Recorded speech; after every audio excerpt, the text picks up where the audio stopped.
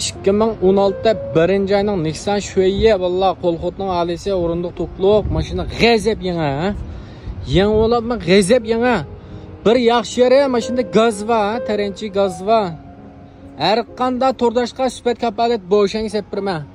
Mashinaniki bir mobinga. Ma chiroq azra sag'irbaga avvalba. Chiroqni 30 ga po'gan qilib emas, pechat olib sizda.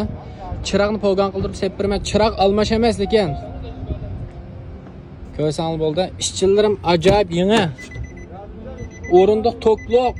Rolled engine, Android ekran ustunlik ha. Mashin bekpakiz. Ma mashinaniki tozliq yo'q alta turdashlar. Gazni Şinjanning har qaysi joylariga normal sukab sepirma. Polisiya bir ta kiyishga virnani pulga deysizlar. 16'da 1. ayning ha. Shinyan bo'shallar okilda qiliqliq. Mana. Mashina 600 ming kilometr bırak oldu. Mashina emda taxa 110 ming kilometr mangan mashina.